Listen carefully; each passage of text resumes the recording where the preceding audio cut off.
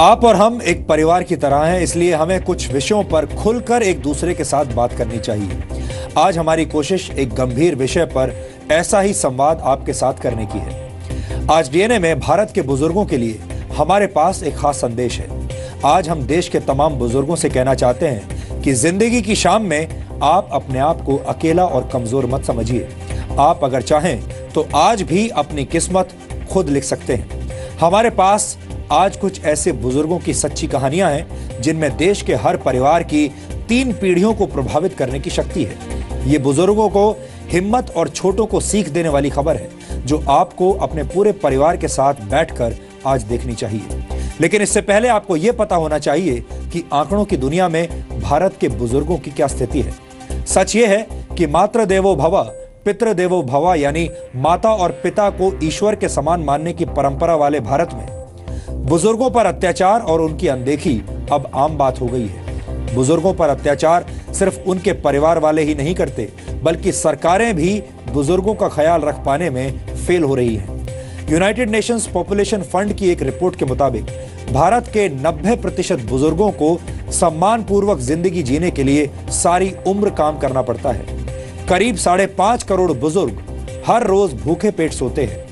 आपको जानकर हैरानी होगी कि भारत में बुजुर्ग पेंशन के नाम पर सरकारें जीडीपी का सिर्फ 0.03% हिस्सा ही खर्च करती हैं। और हर 8 में से 1 बुजुर्ग को यह लगता है कि उनके होने या ना होने से किसी को कोई फर्क नहीं पड़ता। माँ बाप को भगवान मानने वाले देश में बुजुर्गों की यह अनदेखी बहुत दुखद है, और यही बुजुर्ग परिवार के हर सदस्य के जीवन में धूप लाते हैं, लेकिन खुद इनके दामन में अंधेरा है। ऐसी ही एक कहानी 70 साल की वाणी उप्रेती जी की है, जिन्हें उनके अपने बच्चों और पति ने अंधेरी गलियों में भटकने के लिए छोड़ दिया था, लेकिन वाणी जी ने हिम्मत नहीं हारी। तस्वीरों में जो महिला आपको ई रिक्शा चलाती हुई दिख रही हैं, वो वाणी उप्रेती ही है। इलाहाबाद में ई रिक्शा चलाने वाली इस बुजुर्ग महिला को लोग बटरफ्लाई दादी के नाम से भी जानते हैं, क्योंकि जो रिक्शा ये चलाती हैं उसका आकार किसी तितली यानी बटरफ्लाई की तरह है। 70 साल की उम्र में ई रिक्शा चलाकर जीवन यापन करने वाली वाणी जी को उनके बच्चों और पति ने घर से बाहर निकाल दिया था। इसके बाद उनके सामने विकल्प था कि वो अपनी लाचारी की लाठी को थामकर दूसरों पर आश्रित हो जाएं, या फिर अपना जीवन नए सिरे से शुरू करें। और वाणी जी ने दूसरा विकल्प चुना। उन्होंने अपनी बचत के पैसे से एक ई रिक्शा खरीदा, जिसे वो सुबह शाम 4-4 घंटे चलाती हैं। वाणी जी ई रिक्शा चलाकर हर रोज 200 से 300 रुपए तक कमा लेती हैं। 70 वर्ष की उम्र में वाणी जी की ये हिम्मत उन बुजुर्गों के लिए प्रेरणा है जो अपनों के अत्याचार के सामने हार मान लेते हैं। डीएनए में आज हम चेहरे की झुर्रियों के पीछे छिपी इस हिम्मत का डीएनए टेस्ट करेंगे। आज हम देश के कुछ हिम्मत वाले बुजुर्गों की कहानियां आपको दिखाएंगे। ये कहानियां देश के किसी भी परिवार की 3 पीढ़ियों यानी पोता पोती, माता पिता और दादा दादी के लिए सबक है। हमने कुछ प्रेरणादायी कहानियों के जरिए रिश्तों के टूटते हुए पुलों को जोड़ने की कोशिश की है। ये बुजुर्गों को हिम्मत और छोटों को सीख देने वाली कहानियां हैं, जिन्हें आपको अपने पूरे परिवार के साथ बैठकर आज देखना चाहिए।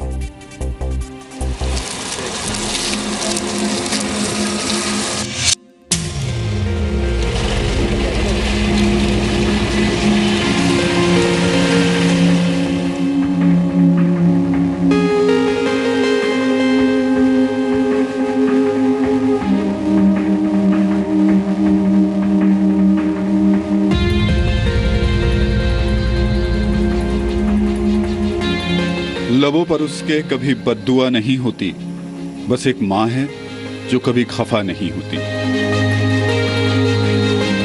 हमारे डिक्शनरी में वो नहीं है टेंशन शब्द। इस तरह मेरे गुनाहों को वो धो देती है। माँ बहुत गुस्से में होती है तो रो देती है। सुबह से लेके 8 बजे रात तक मेहनत करता हूँ, सब्जी बेचता हूँ, बच्चों के लिए खर्चा करता हूँ। जब एक पिता बेटे को कुछ देता है तो दोनों हंसते हैं। जब एक बेटा पिता को कुछ देता है तो दोनों रोते हैं।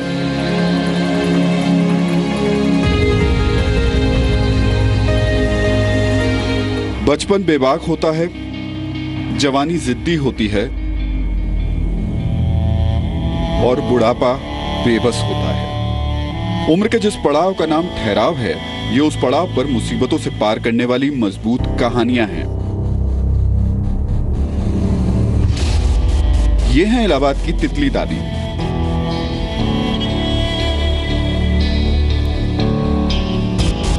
सत्तर बरस की उम्र में बटरफ्लाई दादी तितलियों के पीछे तो दौड़ नहीं सकती, लेकिन इस उम्र में भी पंख फैलाने की जिद इस बागवां के हौसलों की मिसाल है।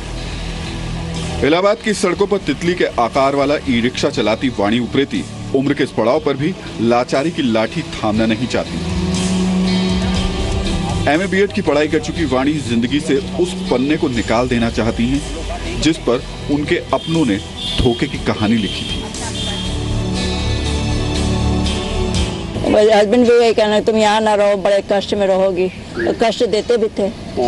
क्या कष्ट देते थे? हैं? क्या कष्ट देते थे? मारपीट करते थे, बेबात की बात झगड़ा करते थे। अब मेरी मम्मी ने समझा रखा था, देखो भगवान का मुस्कुराता हुआ चेहरा रहता है। इंसान को का मुस्कुराता चेहरा ही इंसान को पसंद आता है, किसी का भी हो। तो मैं इसीलिए मैं हंसती नहीं थी। हमारे डिक्शनरी में वो नहीं है टेंशन शब्द। वाणी उप्रेती के बच्चे लाखों रुपए कमाते हैं। पति भी अच्छे सरकारी पद से रिटायर हुए हैं। जिस उम्र में बाकी की जिंदगी खुशहाली से बिताने का सपना देखा, उसी उम्र में अपनों ने बेसहारा कर दिया। लेकिन वाणी ने हिम्मत नहीं हारी और थाम लिया ई रिक्शा। किसी के ऊपर आश्रित नहीं है। आदमी इतना होते हुए भी ये अपने को हौसला बुलंद रख रही हैं और कमजोर नहीं समझ रही हैं अपने को। नहीं, नाइंसाफी तो बहुत बड़ी हुई है जी, लेकिन फिर भी हिम्मत नहीं हारी उन्होंने जी, अपनी हिम्मत को बनाए रखी रही। वाणी की कहानी का दुखदाई पहलू यह है कि वाणी उस बदलते भारत की पहचान है जिसमें रिश्तों की डोर कमजोर होती जा रही है। लेकिन इस कहानी का सबसे मजबूत धागा खुद वाणी और उनकी हिम्मत है।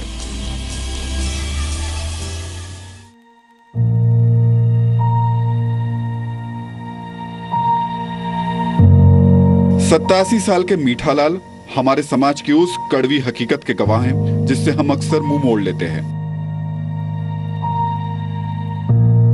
मीठालाल जो करते हैं उसके लिए धन्यवाद देने वाले इस दुनिया में नहीं हैं। 5 दशकों से 87 साल का ये बुजुर्ग लावारिस लाशों का अंतिम संस्कार करता आ रहा है। सिर्फ इंसान की कीमत है, लेकिन इंसान का कीमत करने वाला कोई पैदा नहीं हुआ है। आज तक मैं यह काम करता हूँ। तो आज आपकी उम्र का क्या है और आपने कितने सालों से ये काम शुरू किया? मैंने काम में शुरू किया, आज मेरे को 52 बरस हो गए। 52 बरस से मैं ये काम करता हूँ। अहमदाबाद की सड़कों पर चने बेचने वाले मीठालाल को आज भी अपने उस साथी मजदूर का चेहरा याद है जिसकी मौत के बाद कोई उसका अंतिम संस्कार करने के लिए आगे नहीं आया। लुंगी जो बेचता है वो ऑफ हो गया है और उसका क्या करना है। बोले तुमको चाहिए ऐसा करो भाई, हमको टाइम नहीं है। मैं बोला भाई मर गया, आपको टाइम नहीं है तो अच्छी बात है। तो मैं चला गया। वो टाइम में मेरे पास कोई पैसा पाई था नहीं। मैं एक जने को बात करी तो बोले भाई तुमको जितना भी पैसा चाहिए हम तेरे को देने के लिए तैयार है। मैं बोला पैसे मेरे को नहीं चाहिए, इसका सामान लाने का, वो सामान ला के मेरे को दे दो। उसको नला धुला के तैयार करके वो ठाठी बांध लिया। अभी मेरे साथ में कोई आने के लिए, मसान में आने के लिए कोई तैयार नहीं था। मीठालाल अब तक 550 से ज्यादा लावारिस शवों का अंतिम संस्कार कर चुके हैं। ऐसा करते हुए मीठालाल का सामना जीवन के सबसे कड़वे सच यानी मौत से अक्सर होता है। लेकिन जीने का सही तरीका भी यही है कि आखिर तक लड़ते रहिए, मदद करते रहिए।